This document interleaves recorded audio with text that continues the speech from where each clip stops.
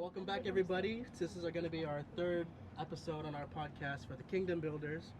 The topic today is anxiety, depression, and trusting God always, or anyway. Yeah. Okay, so for the first question, here's a couple of questions that we're going to ask about this topic, all right? When you hear the words anxiety and depression, what comes to your mind personally? Persistent overwhelming. Explain. Explanation. Tagalog ba? Q&A. It's a persistent overwhelming. And being anxious and depression,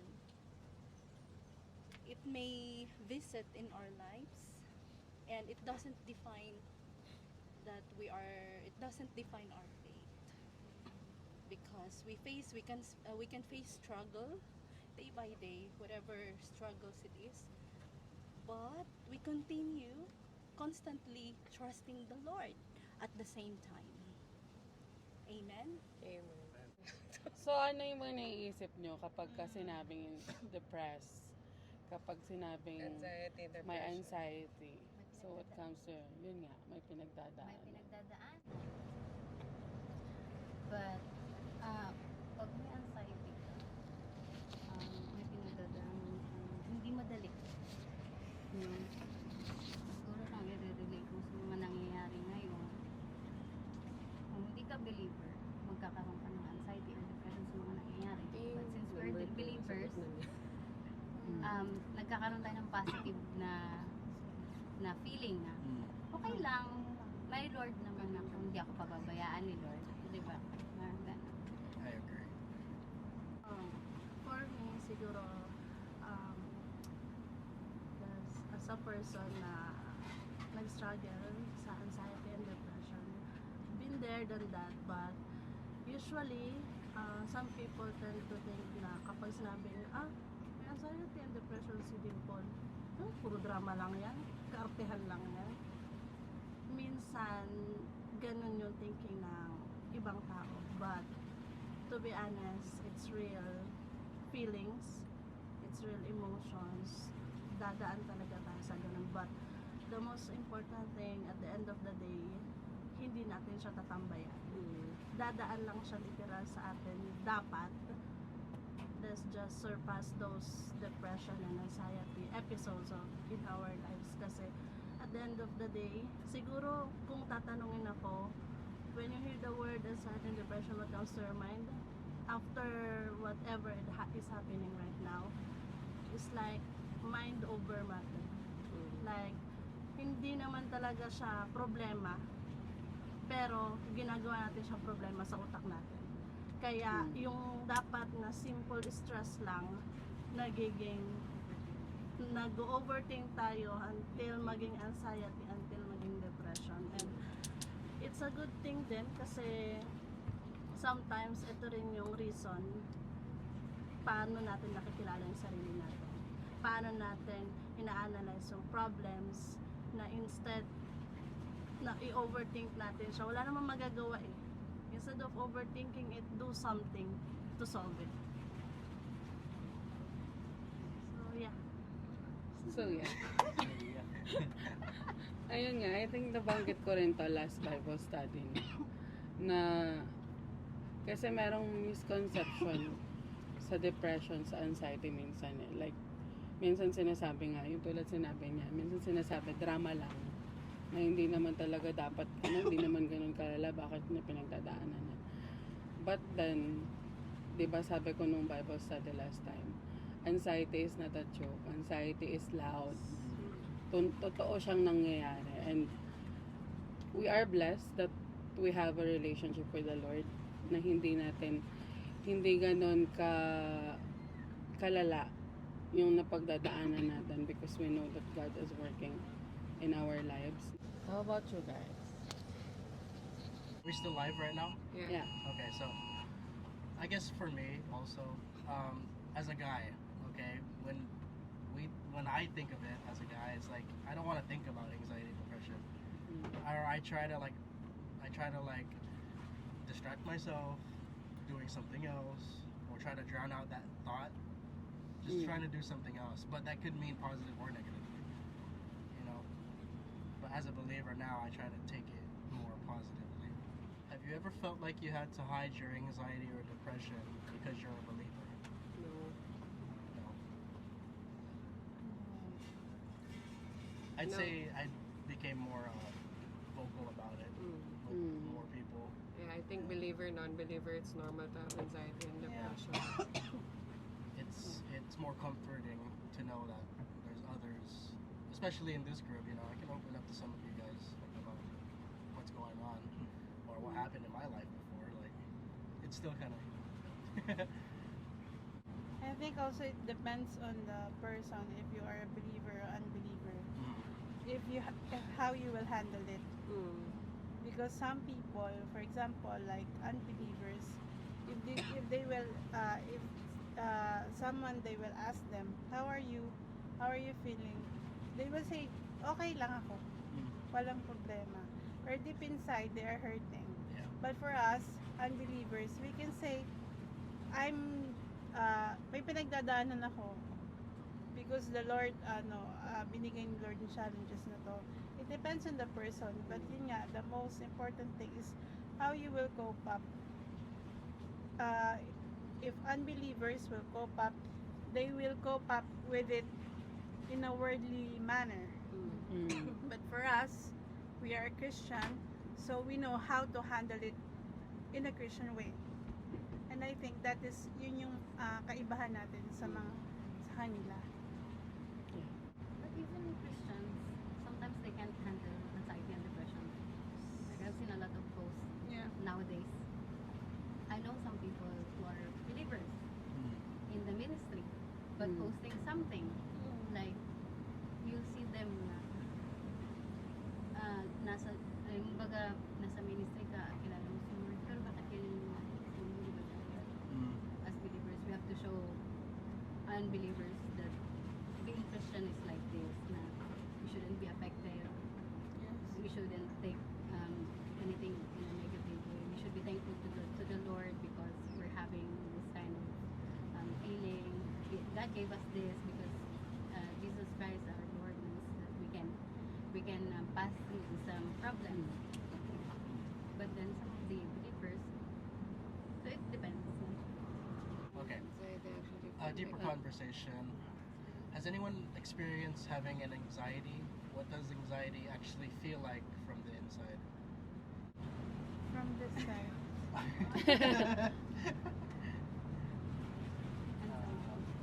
Para sa inyo, anxiety is parang about sa puso mo na kapag nag-iisip ka ng mga bagay na hindi maganda, yung mga parang negative na mga bagay is parang sa puso mo is parang masakit yung mga bagay na iniisip mong mga negative na yun. Yun yung para sa Has anyone experienced having an anxiety? What does anxiety actually feel like from the inside? Actually, when you are experiencing when you experience financially abused, emotionally abused, mentally abused, all the hurtful words that engrave in your hearts, it's totally unforgettable. And as well, like when you feel alone and you don't feel you feel abandoned, especially from your family itself, and you don't have friends because you will now serve as a purpose to them. And that was before when I didn't knew God. And now when I became Christian, it's like it's totally different because you will have a peace of mind. And whatever adversities in life you may experience, all I had to do is to intentionally surrender to Him in the midst of the struggle, because God hears our cries. He knows, He filters everything to us. And amen. Malapit. As I've mentioned earlier, I was actually diagnosed with depression before, like way back 4 years ago. Yeah. And for me, it was it was a tough time of my life.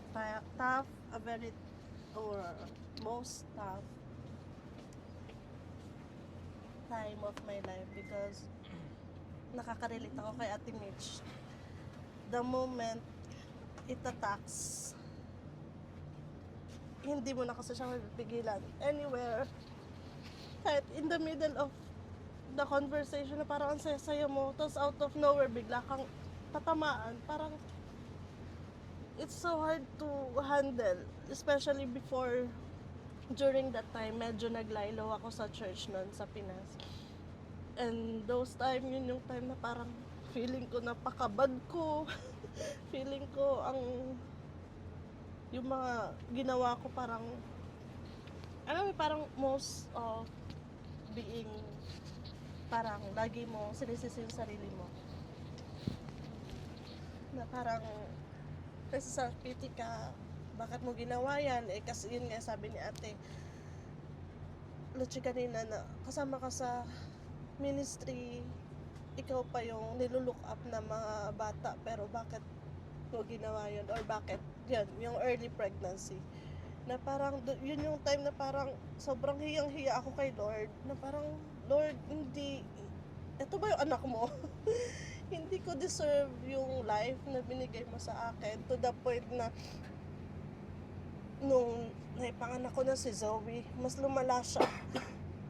Na, nakaka-relate din ako kay Ate Mitch kasi yung sinabi nila parang yung mga suicidal episodes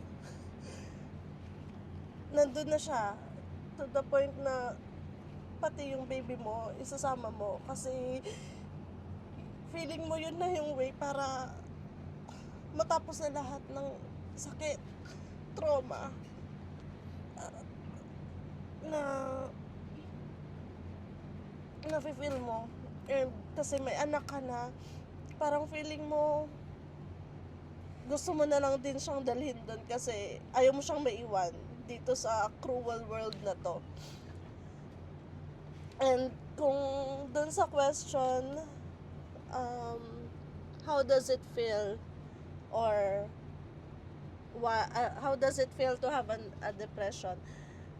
Para siyang if ano ko na ito rin yung sinabi ko doon sa therapist ko before. Nung tinanong niya ako, paano ko siya nararamdaman. Ang pinaka-in-explain ko lang sa kanya is, para kang nasa tahimik na lugar, pero sobrang ingay. It's kinda hard to explain, pero for me, ganun ko siya lagi naririnig. Ganun ko siya lagi nakikita na even though nasa kwarto lang ako, na ang tahimik ng buong kwarto, pero parang ang ingay-ingay ng utak mo. And yun yung pinaka-worst siguro na journey ko kasi nandun ako sa point na gusto ko nang i-meet si Lord. Na parang, Lord, kunin mo na lang ako, hindi ko naman deserve tong buhay na binigay mo.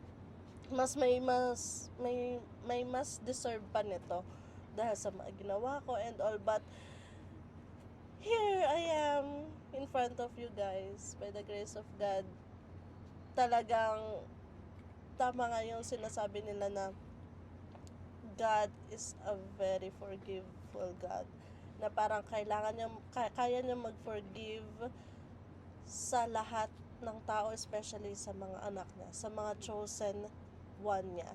And we are one of those children of God na although forgivable God siya, pero hindi natin dapat siya i-take advantage kasi tayo rin yung maapektuhan eh. Parang ito yung time na niredeem niya ulit ako. Although nandyan pa rin yung mga episodes minsan, nandyan pa rin yung mga attacks minsan, pero because of you guys, especially sa mga devotions natin, lagi ako nare-remind na okay, kung maingay man yan, sa utak mo din, Paul, nandyan yung word ni Lord para magbigay sa'yo ng peace. Na I have actually word na isa sa mga naging devotion natin nung January, Matthew 6:34. Ito yung actually lagi kong pinangahawakan and na-remind ulit siya sa akin nung nag-start tayo mag-devotion. Kaya sobrang thankful talaga ako kay Paz, kay Lord na binrout out niya to sa ating lahat para i-remind tayo na talagang ang solution lang talaga is nasa Bible, which is ito yung Matthew 6:34. Therefore, do not worry about tomorrow, for tomorrow will worry about itself. Each day has enough trouble of its own. So, it says like na parang related siya sa mga previous Bible study and preaching ni Paz na may expiration yung mga problema natin. Okay ngayon, parang medyo grabe yung impact sa atin, pero hindi naman to ibibigay ni Lord kung alam niyang hindi natin kayang lagpasan. And I'm so thankful and so blessed na nandito pa rin ako po sa harapan ninyo. It means marami pa pong dapat or marami pang kailangang ipagawa sa akin si Lord. Marami pa akong mission dito sa earth together with you guys. So, yeah. Next question is, have you ever asked God, why am I feeling this way? Always. Na bakit mo Before, nararamdaman? na parang feeling ko, bakit laging ako, Lord? Bakit para nadadalas na tong attacks na to eh? Bakit para laging ako? Lagi ko siyang tinatanong na parang kino-question ko siya lagi. But it come na parang, so ibig sabihin, ako kasi yung malakas mong soldier. Yun na lang lagi ko iniisip na, kaya binibigay ito sa akin ni Lord kasi alam niyang malakas ako. Alam niyang kaya ko tong lagpasan. Alam niyang, this is my great warrior. So, I believe parang yun na lang siguro yung lagi nating isip. Kasi ang problema, habang buhay niya nandyan eh. Habang, sabi nga po nila, habang buhay tayo, may problema. Because ito lang yung makakapagbigay sa atin ng strength, lakas. And yun nga, lagi ko sinasabi, hindi naman bibigay sa atin ni Lord yan if we cannot surpass it, if we cannot handle it. Sabi nga nila, minsan yung problema ni Ate Lucy, feeling ko, pag marinig ko yung problema ni Ate Lucy, feeling ko, ang laking problema naman nun, parang hindi ko kaya i-handle yun, pero bakit kaya ni Ate Lucy? Kasi binigay ni Lord yung problem na yun kay Ate Lucy because He knows that Ate Lucy can surpass it. And it's the same thing with our own problems na sometimes we tend to question God, but always go back to His promises and words. Amen. Third question. Can someone truly love God and still struggle with anxiety or depression? Can I hear from the boys? Boys? Yes, Yeah. you're so quiet. I'd say yeah. I mean, I'll put myself as an example when I was going through these episodes. Going back to the other question, I never really, I questioned myself why I felt like this, but I never questioned God. I always brought it to Him. I was like, is there, like, what's the reason why I'm feeling like this, you know? Or like I try to present to Him in prayer to help me. But I never really got the answer, you know? So it's like, I deal with this, but really what happens is after I became more of a believer, I took it, it's still there. They're still there, it's just lighter, you know? And then I present it to God, and it just makes me a stronger person, or like my faith is stronger with Him, you know? It's I still struggle with it, yes, but I feel better as a believer now. Like I can carry these burdens with me now that I am a believer. Sa akin naman po, anyone can experience anxiety. Kahit higher class ka, middle class, and lower class, there's no exemption in anxiety. And experience ko lang syempre nung bata pa lang kami, hindi kami lumaki sa parents namin. Doon kami lumaki sa tita namin. And after grade 6, mga high school or grade 7, kanya-kanya na kami lang sa bahay. Kasama ko kapatid, kami na lahat, mag-budget lahat. And that time, na-feel ko yung lonely, anxiety, depression. Kasi wala yung parents mo sa tabi mo ba. Siyempre, iba yung nandyan yung parents mo, nagsusubaybay. Imagine mo, high school, first year ka, walang nag-aalaga sa'yo. Kayo lahat, mag-prepare ng pagkain nyo, maglaban ng uniform nyo, lahat, mag-budget, buy bills, buy food. Bigyan lang kayo ng budget, bahala na kayo. And yung time na yun, dun ko natuto na paano maging independent. And that time din na hindi mo ma-feel, hindi mo din kahit may budget, may pera naman pinibigay na, but makaka-feel ka pa rin ng depression, anxiety, because wala yung parents sa tabi mo. And hanggang sa nag-college ako, hanggang sa ngayon, nasanay ako na wala akong parents, wala akong masasandalan na mapagsabihin. Kasi yung anxiety and depression, pag hindi mo kasi siya binoise out, magigip mo sa'yo. At parang masanay ka na wala kang pagsasabihin.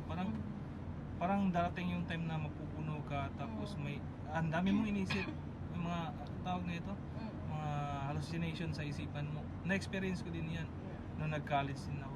Ano bang gagawin ko dito? Kahit ano na lang inisip ko. And that time, sumasama ako sa mga kaibigan ko na, ito, chill dito, chill doon.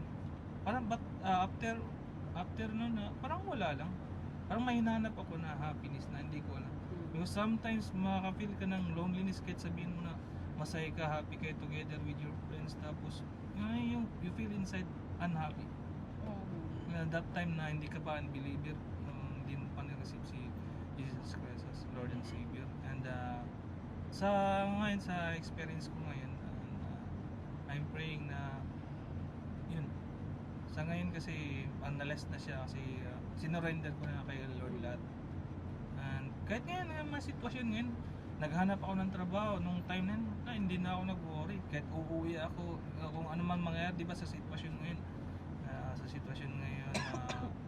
hindi ako nakaranas ng worry kasi si Lord naman in control ng lahat. Hindi mo na control lahat, give up mo na kay Lord lahat. Si Lord ang mag-guide sa'yo. And I'm praying na continuous pa rin at gagamitin pa rin tayo ni Lord. I'm praying lahat may purpose ng lahat. Bakit tayo nandito? Hindi naman tayo magkaanak. Kanya-kanya tayong we have different provinces in our country, different places, but pinagtipon pa rin tayo. God is good na pinagtipon tayo dito lang. And I'm praying na gamitin ng bawat isa sa atin. Yan lang. Next question is, can you share a moment when anxiety or depression challenged your faith? Ako na lang. Ang tahimik niyo eh. Ako, actually na-share ko na to before eh. There was a time na, di ba, before pa kami naman na nag-handle ng Bible study with other brethren, kahit na yung sila Ate Kati, sila Kuya Joel. And merong isang beses na okay naman ako at work, but then nung nasa bahay na ako, alam mo yung feeling na pagod ka, but you cannot explain ano yung nagbibigay ng pagod mo. Na parang wala, tanong sila ng tanong sa'yo kung okay ka lang, hindi ka sumasagot, umiiyak ka lang sa harapan nila, and then nung masasabi mo lang, pagod na ako. And during that time, nasa Bible study kami, I was with Ate Kati, Kuya Joel, and other brethren. And then, kasi nasa maliit na room lang kami, alam mo yung feeling na ayoko silang naririnig. I was assigned as an opening prayer at our praise and worship that time. At ayoko, as in, andun lang ako sa isang side ng room. Nandun sila nagpa-Bible study and gusto ko silang sigawan, gusto ko silang paalisin dun sa room. Kasi hindi ko makaya na marinig yung pinag-uusapan nila, yung Bible study. So, during that time, yun, I almost, na parang magsasabi na ako kay Pastor na ayoko na eh. Ayoko nang mag-serve, ayoko nang mag-attend. Tapos tinanong lang din niya ako noon, ano bang nangyayari sa'yo? Ang sagot ko pa din sa kanya, pagod na ako. Iyak lang ako ng iyak na parang isang buong gabi ako umiyak na yun lang. And yun yung na parang sabi ko bakit ganon? Hindi ko alam kung anxiety siya, kung ano bang nangyayari sa akin during that time. As in, all of a sudden, okay ang lahat and then pagka-uwi ko ganon na. So, during that time, yung sila Ate Kati, talagang pinag-pray nila ako. Talagang hindi sila sumuko na matapos yung Bible study na hindi ko sila sinasamahan. Pero, nung time na yun, nung sinagot ko sa kanila, huwag niyo akong kakausapin. Huwag kayong lalapit sa akin kasi masasaktan ko kayo. Kasi talaga, hindi ko siya ma-explain na hanggang sa kinabukasan, itinulog ko na lang, iyak ako ng iyak hanggang sa parang tinanong ako ulit kinabukasan ni Paz. Bigla okay na. Alam mo yun, parang walang nangyari kahapon, walang nangyari kagabi.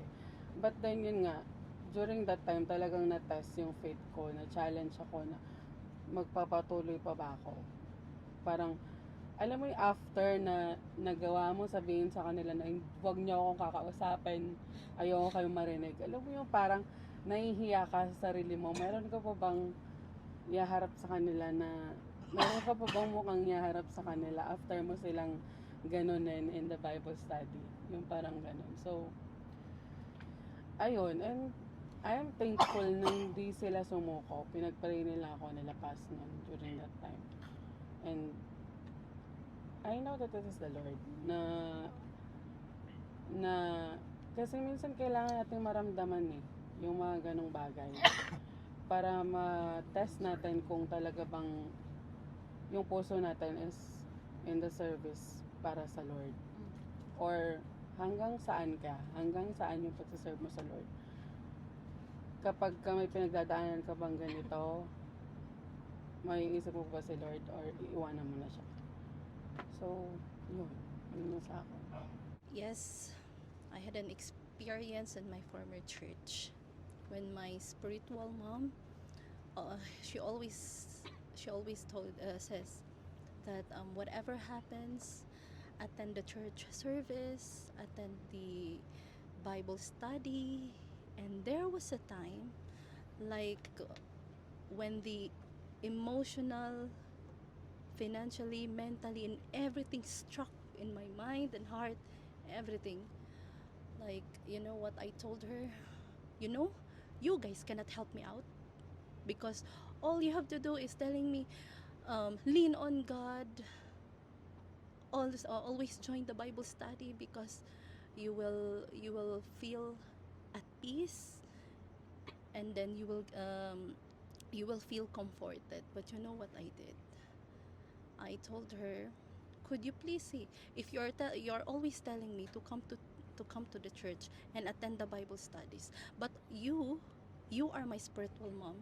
You never understand me, because if you understand me, I was thinking, because you, as you all know, everybody left me. I felt abandoned.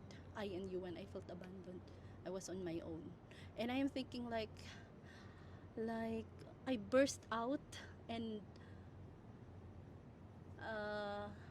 siya yung pinagbuntunan ko ng galit. And then, I left her. I left the church. Thank you for your cooperation. We reassure you that the situation is currently safe. You may resume your normal activities while continuing to remain cautious. Sorry, pwede ulitin. Okay. Yun. I had an experience before at my former church with my spiritual mom that was actually happened.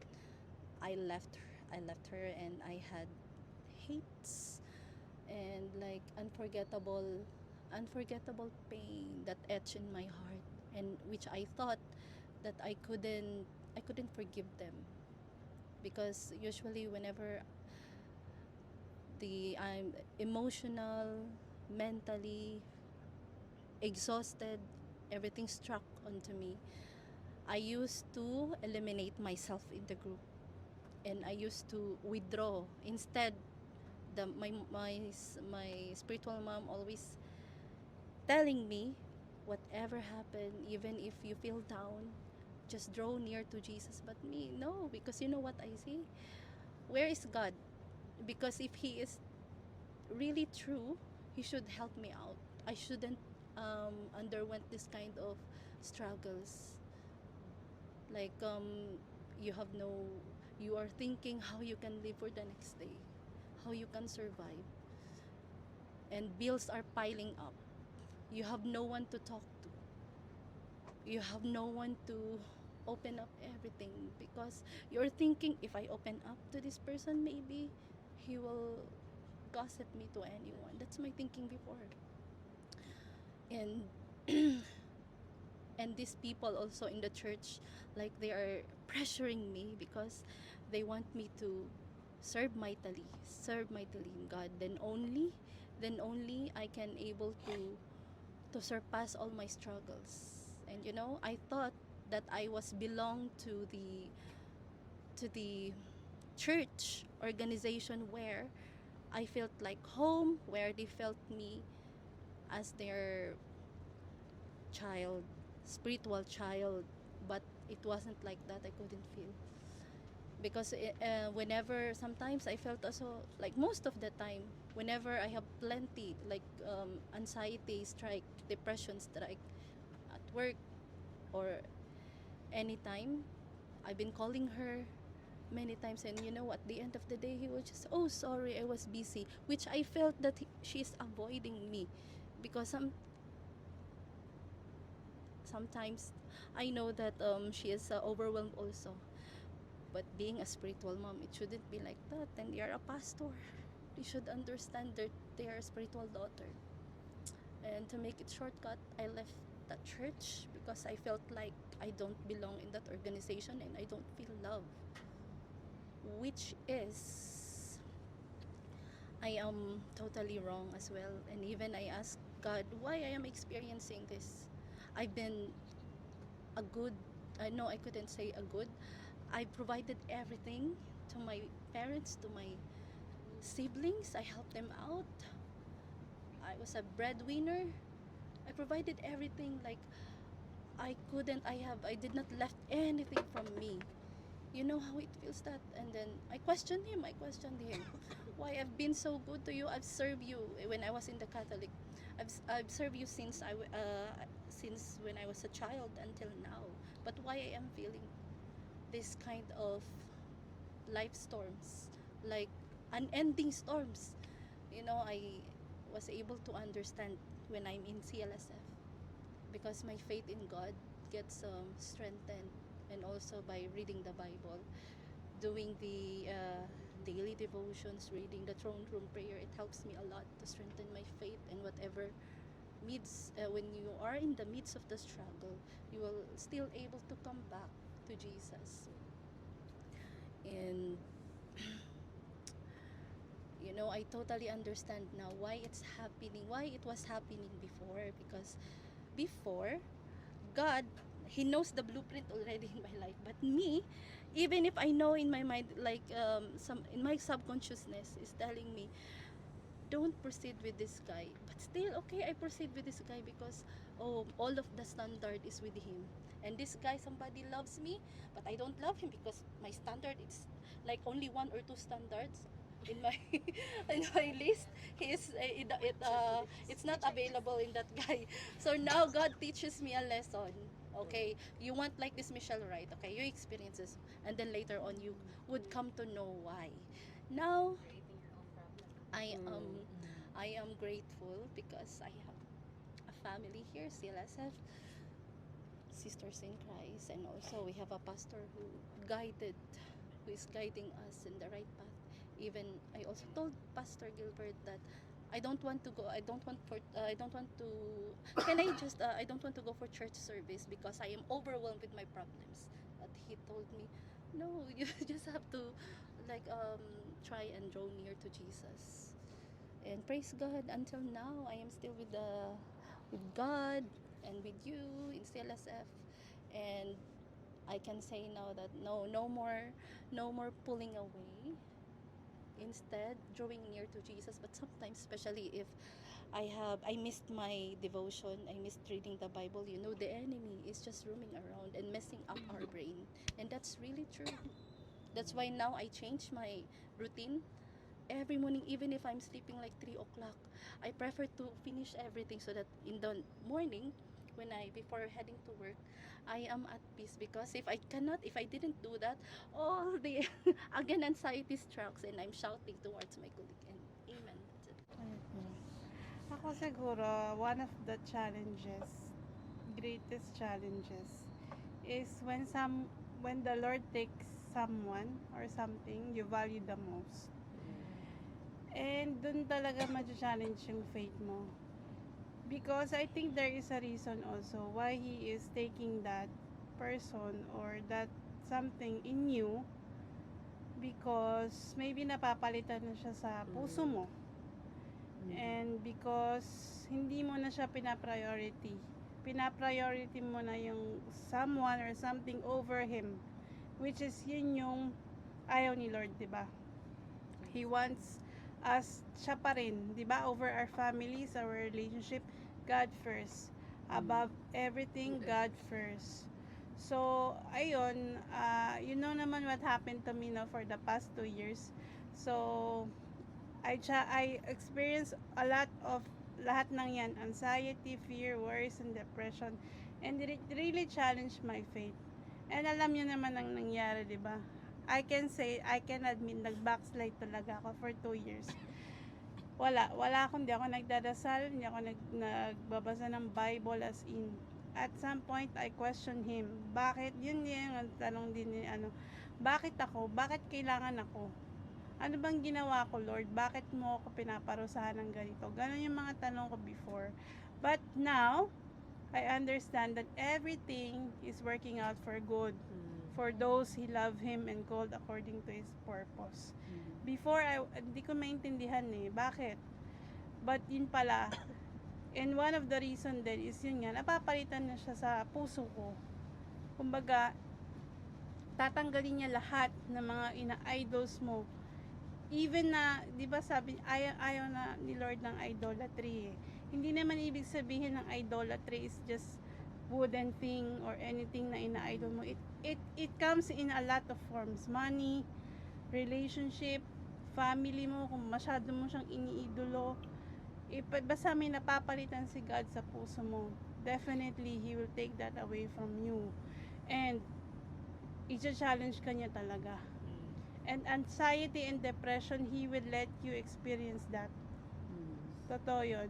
Hindi ka niya i-escape. Dahil alam niya na itong mga anxiety na to, depression na to, it will enhance your character, your Christian life, challenge yung faith mo. Lahat igagawin niya, bibigyan ka niya ng endurance. Na lahat na Siyempre, bibigyan ka din niya ng way out on paano mo yung mapagtatagumpayan.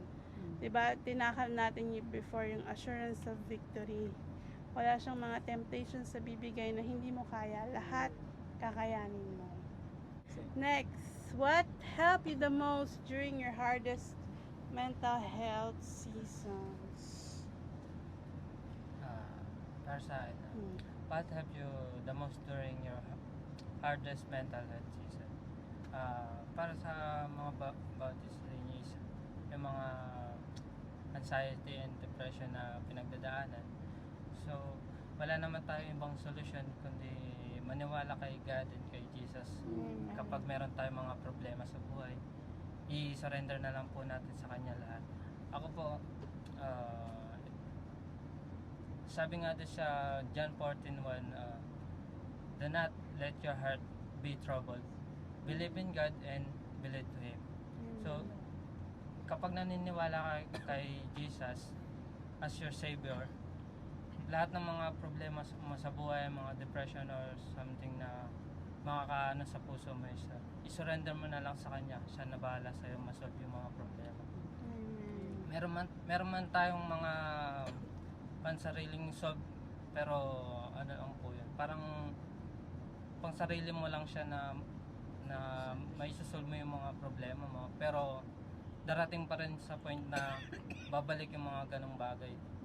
Kaya fully surrender po kay Lord para at saka para ma-solve yung mga problema mo, then tuloy-tuloy lang po yung paniniwala kay Diyos para hindi na po maulit yung mga ganong bagay.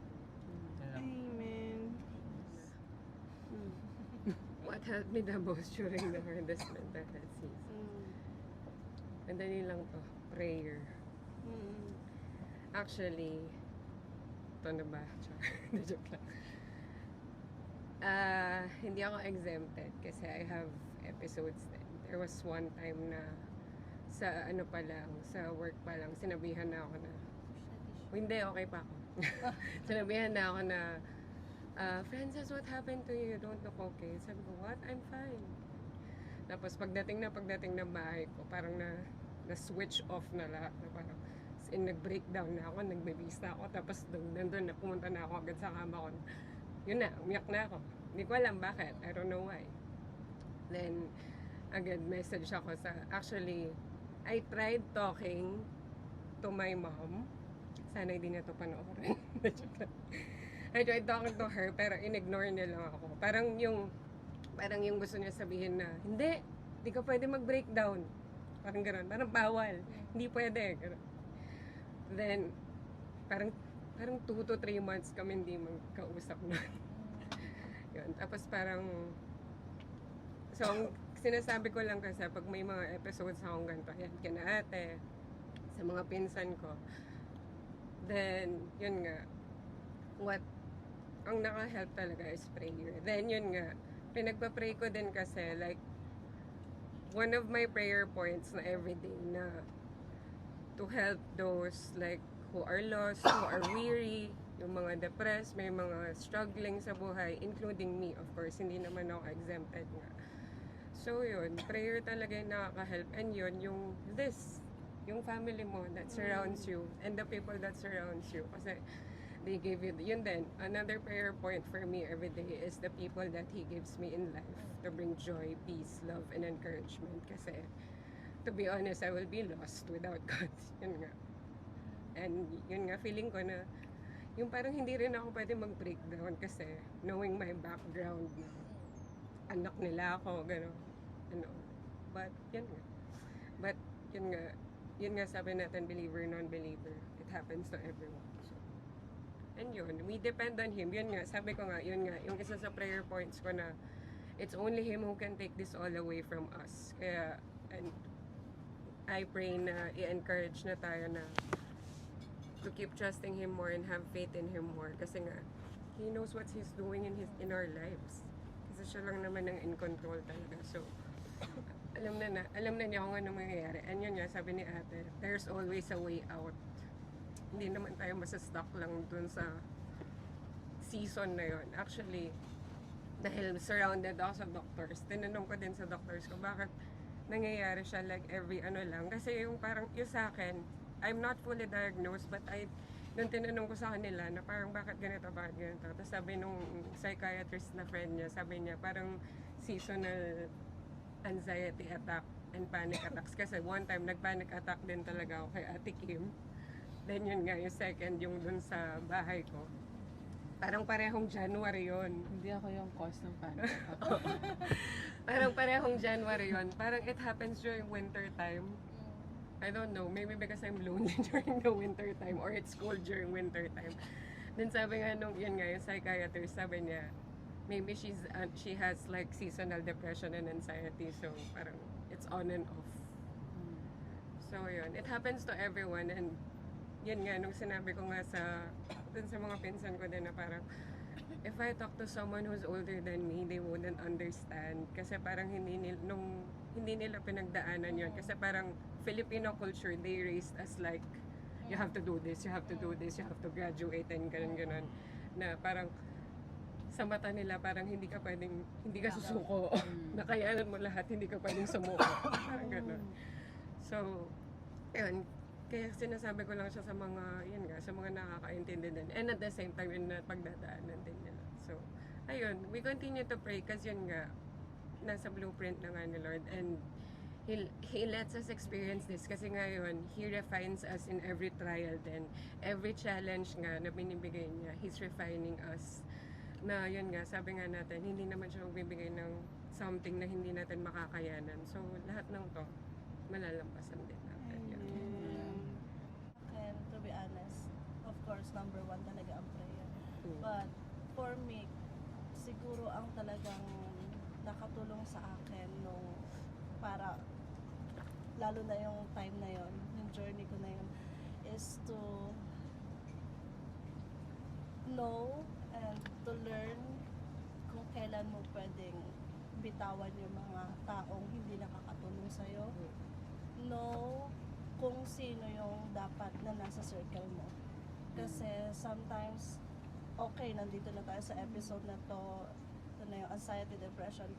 The moment na mahingi ka ng tulong sa isang tao and you are expecting niya, yung sinabi nga natin, you are expecting na itong best friend ko na to, siya lagi yung kasama ko sa ganito, yung masasayang araw.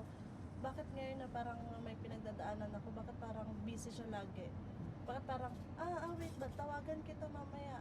Replyan kita, ay sorry, na busy ako kanina. Parang hindi mo siya ma-feel. So, from there, parang nakatulong din yun na parang, so, sometimes, yung mga taong pinapapasok natin sa life natin, minsan sila rin yung nagiging cause lang para lumala yung napagdadaanan natin.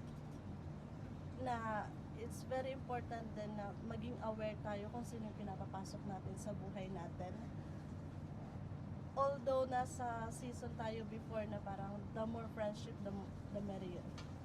Pero as time goes by, dun ko talaga na-realize na mas okay na yung small circle na meron ka, pero true, genuine relationships. At talagang masasabi mo they are there through ups and downs na makakatulong sa'yo, hindi para mas udyukan ka pa na, oo nga, puro kadramahan kasi ang nararamdaman mo, kaya ayaw ka namin kasama.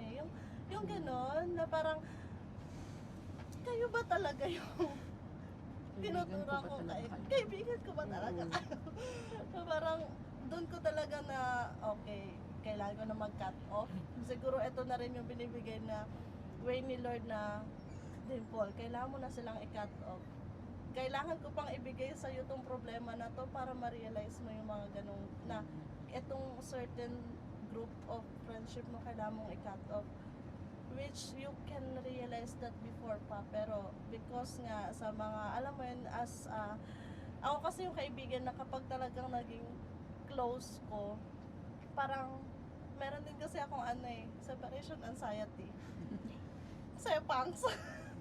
Na parang kapag naging ka-close kita, kaya takot akong makipag-close ng sobra. Pag naging ka-close kita at napag-decidean ko na i-cut off ka or ikaw lumayo sa akin, parang ang tagal ko makamove on. Na parang jowa yar. Na parang ganun ako, na parang after all, ilang taon yung pinagsamahan natin. Dati ikaw yung lagi kong kasama, ngayon wala na. Parang ang tagal ko makamove on sa ganun. Which is, na-realize ko talaga ng time na yun, they doesn't deserve your genuine friendship that you can offer to them because they cannot give it back to you, especially those time na kailangan mo. And it really helps me because I let those genuine people na magstay sa life ko, na especially yung cell leader ko dati, si Tita Carmen, talagang number one siya na nakatulong sa akin, na talagang nagme-message siya, how are you? Kamusta yung baby mo? Kamusta yung nasa chan mo? Na parang, talaga ba after all, kakamustahin niya ako na parang, so parang accepted pa rin pala ako na, Dimple, huwag kang mahiya kasi nandito kami, nandito sila. Kung nahiya ka sa akin, nandyan sila Jetro, sila James, i-message mo yung mga tropa mo dito na nandyan lang naman pero sila yung kina-cut off mo. Alam mo yun, dumating sa point na parang mali pala yung mga friendship na akala kong sasagip sa akin. Mali pala yung mga friendship na kinut off ko na which is sila pala yung talaga makakatulong para ma-surpass ko yung depression. And it really helps a lot kasi doon ko talaga na-realize na kapag maraming nag-pray para sa'yo, talagang prayer really works. Parang napaka-powerful talaga ng prayers na hindi ko alam during that time. Halos lahat pala ng iniwan ko sa Bible study. Every Bible study, minimension pala nila ako. Na sana makabalik na si Dimple, sana okay siya and all. And dun ko na-feel na, Lord, you are really good. Hindi mo talaga ako iniwan. Kahit na grabe yung pag-blame ko sa'yo, kahit grabe yung pag-question ko sa'yo. And yun, na parang kailangan lang talaga natin i-filter yung mga taong dumarating sa life natin. So, matagal na kasi akong OFW. Sa tagal na yun, ang family ko, nagpaparamdam lang every end of the month. Kasi, budget. So, monthly budget. Ano sila, ngayon, nasubok din yung yung, sabi ko, mahal ba ako ng family ko? Kasi, di ba yung may gera, alam mo yung pag nagsasend ako ng video, ang reaction, sabi ko, ano to? Okay pa ba? Kumbaga, I feel distant sa family ko, pero kasi, siguro, kasi nagkaroon kami ng spring break ngayon. Siguro, ito yung way ni Lord para mas malapit ako sa Kanya. Ngayon nakaka-attend ako, di ba, ng mga gawain. Kasi gusto niya na, Lucy, andito lang ako. Join ka sa mga gawain, hindi ka magiging alone. Kumbaga, so ayun, gawain, si Lord, prayer, devotion. Everything naman is manggagaling kay Lord, yung mga solusyon. Just keep your faith strong. Amen. What helped me the most? Ako, gusto ko mag-share short lang. Kung saan ka lumayo, doon ka bumalik. Diba? Lumayo ka sa Panginoon, doon ka din babalik. Kay Lord. Kasi kahit anong takbo mo, wala, dead end ka. Kukunin ka ni Lord. So when you come back to God, everything will follow. Lahat, yung mga pagbabalik loob mo sa Kanya, and then all the blessings will follow. Yun nga, what happened to me was, bumalik ako sa ministry, bumalik ako sa pag-serve sa Kanya, then everything follows. I gain a lot of friends right now, which is spiritual friends, and I don't feel the loneliness before na naramdaman ko before, na yung dati na naramdaman ko. So ganun lang. Devotion, prayer, Bible reading, and yung mga yung mga co-believers mo, na kaya nga tayo nandito para sa isa't isa, para magpalakasan. That's why we are doing this, mga Bible studies. Kung sino yung mga nanghihina, papalakasin natin. Yun yung purpose natin sa bawat isa. So we have to encourage each and every one. So that's why I encourage na kung may mga mahinanain kayo, may mga problema kayo, don't keep it in yourself. Share it. Hindi naman tayo nandito para magchismisan lang eh. It's like kung ano yung naramdaman mo, yung pala naramdaman ko, then I can advise you. 'Di ba? So ganun din nangyari kay Ate Kim. So whatever it is, yun nga, don't hesitate to share.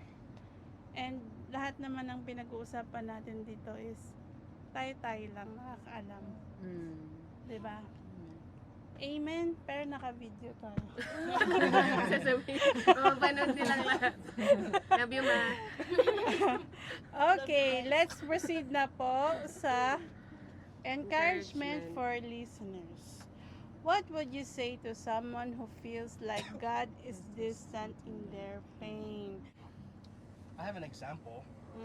So at my work, there's a couple of people, they're Filipinas, and they're very anxious, and they're always like, I hear it too. They're like, why God? Why is it like this? Like what we're just talking about. Like, why is this happening to me, Lord? And I'm like, relax. Everything will be okay. You know, like, and then they would just go on. It's like they're like older. They're like in their 40s, and they just keep talking and talking. And I said, it's okay. Like, it's gonna take some time, but He's there for you. Just don't it's gonna time will reveal itself. Just keep your faith strong. You know, and that's what I would give them, and then they would be like, okay, calm down, and then it's the same cycle, but I just want to help them out too. So It's like David, no, sa Psalms. Sa haba-haba ng prayers niya sa Psalms, he felt like Lord is not responding. But at the end of that Psalm, gumagawa na pala si Lord ng solution sa mga problema na. Ibig sabihin nun, just keep on praying, praying, and praying. Si Lord, hindi man siya sumasagot, pero nakikinig siya. Amen. Siguro you can say na ganun nga, yung sabi ko kanina, go back to the Lord. Like, hindi siya silent sa nararanasan mo, hindi siya deaf sa lahat ng prayers mo. He knows how you are feeling. So, go back to the Lord. And the Lord is there always. Diba? Meron nga tayong verse na sabi, the Lord is close to the brokenhearted and save who are those who are crushed in spirit. So, the Lord loves to comfort the brokenhearted. He is not distant sa mga taong may anxiety and depression. And we can always say to them, we can always base yung mga ina-advise natin sa Bible. Kasi yun lang yung talagang makaka-encourage sa kanila. I believe so. Kasi kung mga worldly things na sasabihin mo, they will be discouraged, lalo silang discouraged. But if yung mga ina-advise mo is based on the Bible, based on what the Lord has promised sa mga anak niya, surely ma-encourage at ma-encourage siya. Continue the sentence. One thing I wish people understood about anxiety is anxiety is valid. Hindi mo siya kailangang itago, hindi mo siya kailangang i-hide. Nararamdaman to ng lahat. Don't invalidate anxiety. Yun yung sa akin. Kasi that is true. Nararanasan ng lahat. Ito yung sinabi ni kanina, na when someone is nagkakaroon ng anxiety, huwag natin sabihin, drama mo lang yan, arte mo lang yan. No, don't invalidate their feelings. Because kung hindi mo naranasan, mararanasan mo yan soon.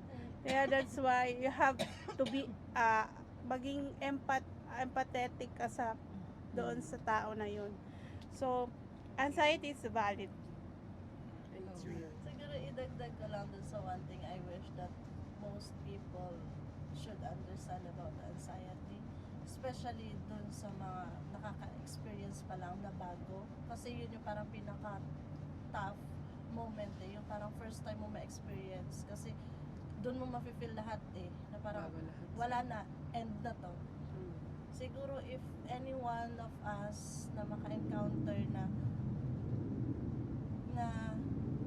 may someone tayong kakilala or narinig, uy, si ano daw, ganito, ganyan. The best thing lang na pwede nating sabihin sa kanila or gawin is to listen. To na ma-feel nila na you are, that they are heard. That there's someone who can listen to them, not to judge them. Kasi minsan, okay lang yan, napagdadaanan naman natin yan lahat. No, that's not the best advice, please. Ang pwede lang natin gawin sa kanila, sorry ate, hanap ako. Pwede lang natin sabihin sa kanila, it's fine, I am here, you are not alone. Then that's the time we can put God na God is omnipresent. Amen. He's always here, even though usually. But if you feel like, cause sa mga taong may depression and anxiety, nandun yung thinking na, yun nga sinabi natin kay, wala naman si Lord sa akin eh. Tsaka ni Ate Mish na, wala naman si Lord, baka kaya ko na-experience to. Sometimes, they want someone na physical na nandyan. I am here to listen, not to judge you, so you can voice out anything. Sabi nga ni Kuya Jayman kanina, the more na kinikim-kim mo na wala kang masabihan, doon kasi na, doon na naiipon, na nabubuo yung anxiety and depression, na yung small stress mo lang sa bahay, kapag hindi, pag wala kang na-voice out, kaya ko to. Wala, ayoko mag-share kasi takot ako sa judgment.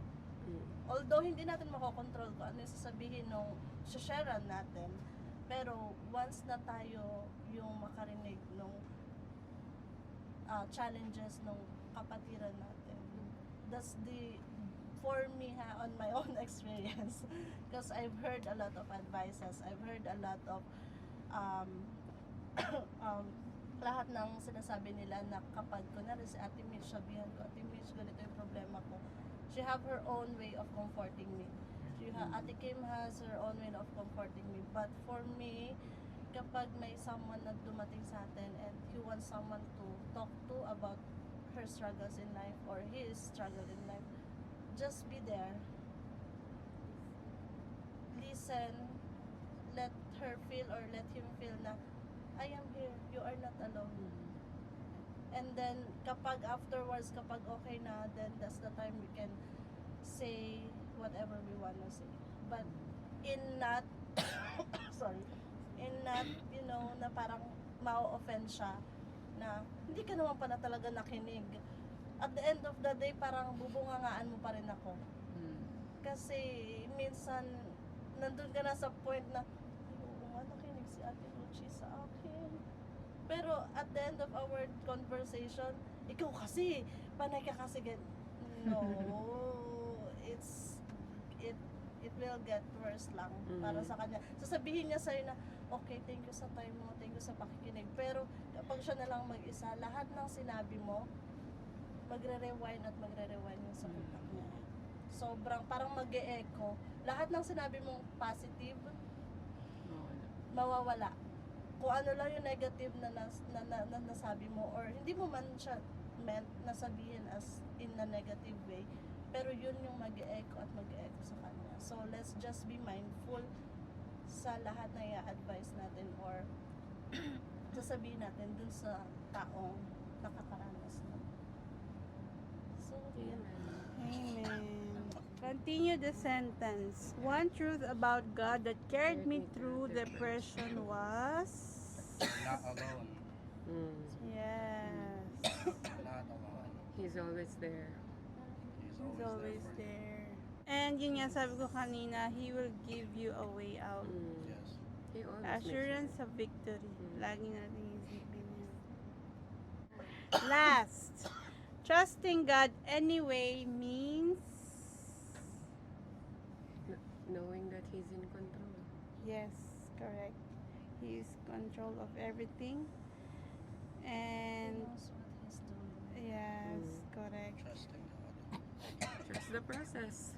Correct. Tsaka we forgot that in grief and in glory, masaya man tayo, malungkot Yeah. tayo. Great is His faithfulness. Yes. Trusting God. God carried the heaviest burden at the cross. Therefore, there's no burden heavier when it comes to God. So Amen. we will surrender everything to Him. Trust everything to Him because He is.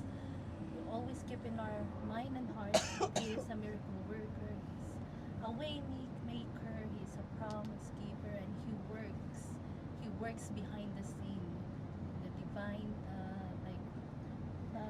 in a mysterious way. Amen. Amen. Trusting God anyways means He's working everything for our good lahat ng nararanasan natin, anxiety, depression, everything, worries and fears, lahat yan ay ginagawa ni Lord para sa ikakabuti natin. So Romans 8:28, and we know that all things work together for good for those who love Him and called according to His purpose. Amen. To God be all the glory. Thank you.